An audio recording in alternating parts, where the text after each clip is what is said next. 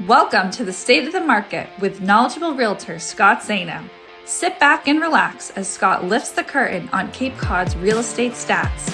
Buckle up and let's dive in. This is your monthly State of the Market report. Hey, everybody, welcome back to another State of the Market ending February 2025. February just flew by, right? If you're a seller thinking about listing your property in the upcoming market, or you're a buyer thinking about purchasing a home in this spring, or you're just a homeowner that's curious about the market, this video is for you. So we're going to talk about the different sectors like we do every month. We're going to go ahead and jump right in. There's a lot of things to talk about today, a lot of things happening out there in the world. Some things we can control, some things we can't, right? So we just got to go with the flow.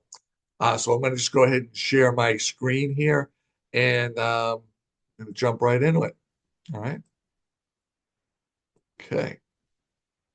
All right. So we always start off with the average sales price.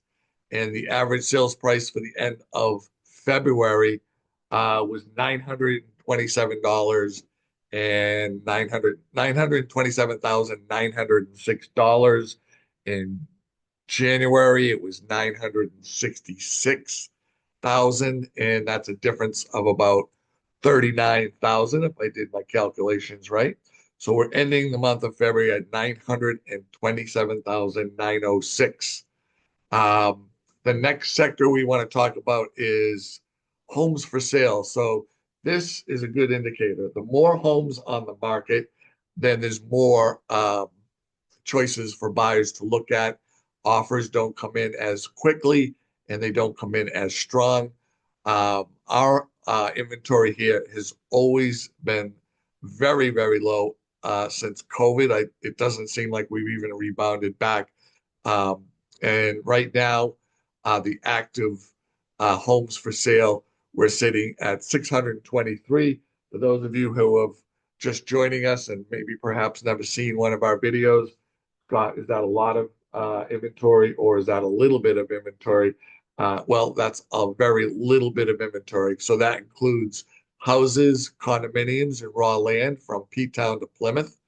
And we're sitting at 623 units.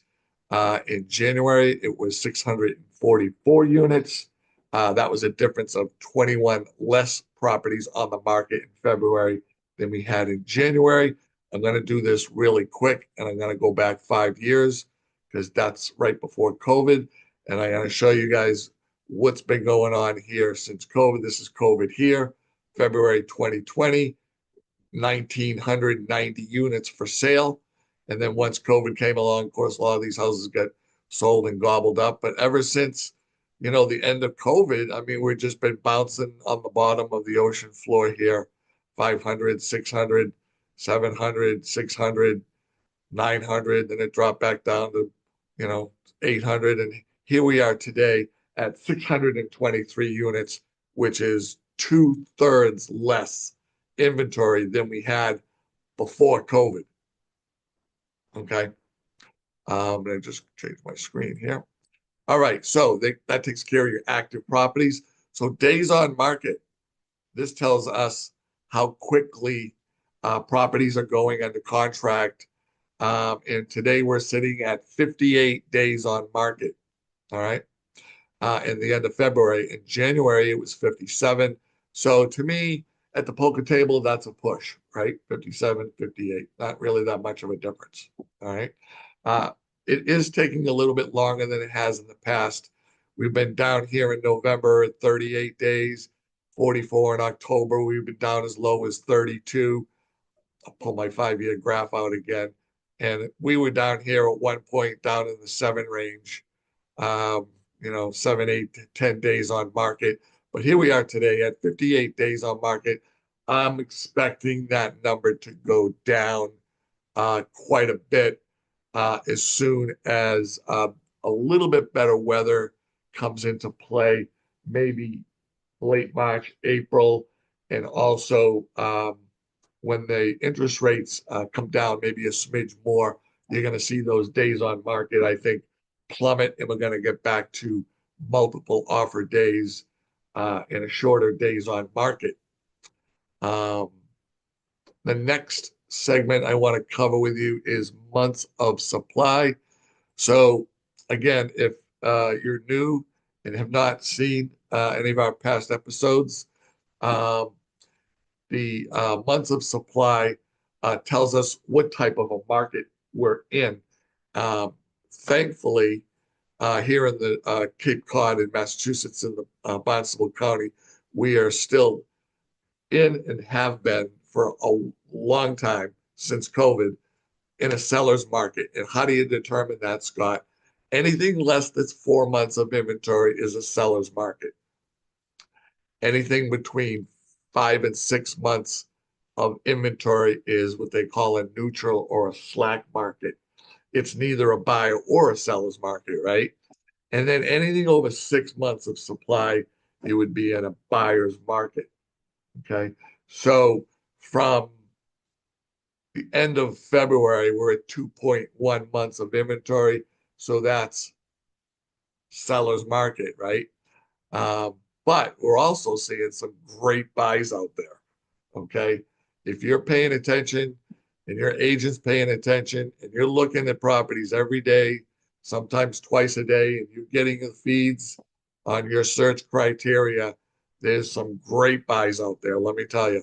Um, so buyers, um, don't get discouraged. I know there's not a lot to pick from, but the ones that are out there, there are some great buys. So we're sitting at 2.1 months of inventory. January was 2.2. So again, back to the poker table, that's more like a push. Um, the next segment that we want to cover is your percentage of list price ratio. So we're sitting at 98, let's see, 97.3 is the average. So if you list your house for $1 million, you're, according to this graph, you should be able to get around $970,000 for a house um, that you're asking $1 million for. In January, that was maybe 96% or 97. So it has jumped up maybe a half a percentage. I expect that number to go up higher, closer to the 100 range, like we were back here, back about a year ago. Some of these properties were selling for over 100, 101, 102%, especially back these two here. You see these two, as part of the graph here, these are the unicorn years, right? This is 2 years that we may never ever see again in the real estate market, which was during COVID. Properties were selling for 100, 101, 102. Look at this, 104% over asking. Okay. Same thing here. 22, April of 22, May of 22, 104% of your percent of uh, list to sales price ratio. Today, we are sitting at 97.3, which is still excellent. And January was 96.9. And like you said, I expect that to go up as more people start to buy, interest rates come down, and the weather gets a little bit better. I think you'll be back to probably closer to 99 or 100% of percentage of list price to sale price. All right. So that covers our sectors. I'm going to just go ahead and stop the screen share and let's talk about interest rates. So interest rates are always an interesting topic. And so for today, we have a 30-year fixed at 6.75. All right. That was 6.85 just a few weeks ago. Um, and so that's dropped. So that's good. That's positive news. Things are heading in the right direction.